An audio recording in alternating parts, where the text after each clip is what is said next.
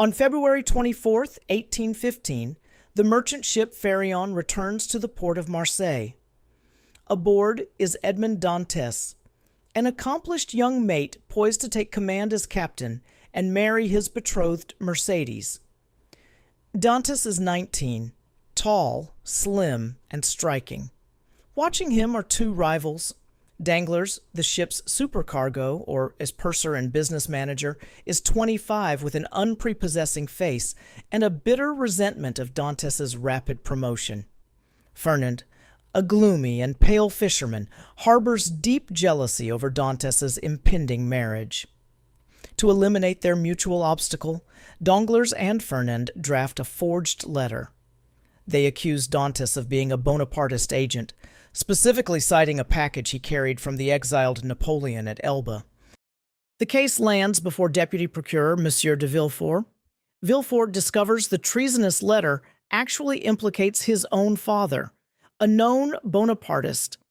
To protect his family name and secure his own imminent marriage into high society, Villefort burns the evidence and condemns Dantes to solitary confinement without a trial.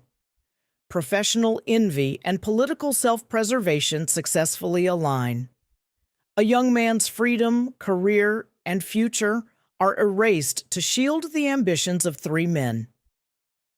Dantes is sentenced to the Château d'If, an offshore stone fortress designed to be inescapable.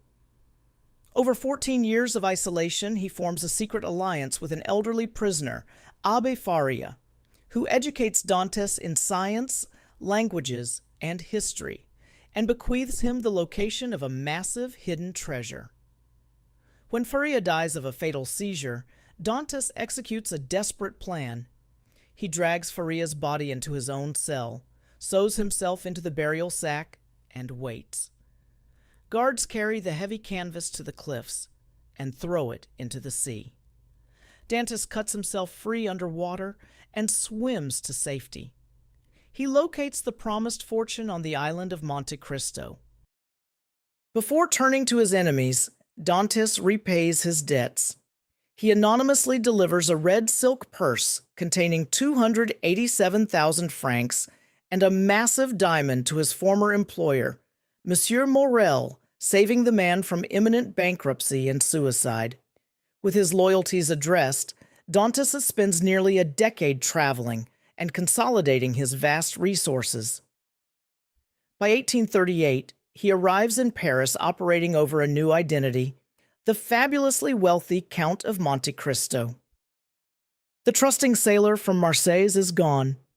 In his place stands a highly educated, meticulously funded architect prepared to execute a precise accounting of the past. The three conspirators have spent the last 23 years climbing the ranks of Parisian society. Danglars is now a millionaire baron and banker. Fernand is a highly decorated military general and count. Villefort serves as the untouchable king's attorney. They show the physical toll of their ambitions. Fernand's hair is entirely white. Villefort is yellowed with hollow eyes, and Danglars' thin lips stretch over a wide, flat face. In stark contrast, the Count remains eerily pale, dressing in a simple black coat as an unrecognized specter moving freely among them. The Count begins with Fernand. He manipulates the press to expose Fernand's military treason in Greece, bringing forward a key witness whose father Fernand murdered. Disgraced, stripped of his titles, and abandoned by his wife and son, Fernand shoots himself. Next is Villefort. The Count orchestrates a high-profile murder trial where the defendant publicly reveals himself as Villefort's abandoned, illegitimate son. Simultaneously, a series of poisonings wipes out Villefort's household. Confronted with the complete collapse of his legal and moral authority, Villefort descends into madness. Finally, Danglars. The Count destroys his bank's credit, forcing Danglars to flee to Italy with stolen funds. There, he is captured by bandits on the Count's payroll. They starve and extort Danglars, charging millions of francs for basic food until his fortune is drained, and the terror turns his hair completely white. Every conspirator is dismantled using the exact mechanisms of their own corruption: military standing, legal hypocrisy, and financial greed. Dantes realizes his vengeance brings no joy.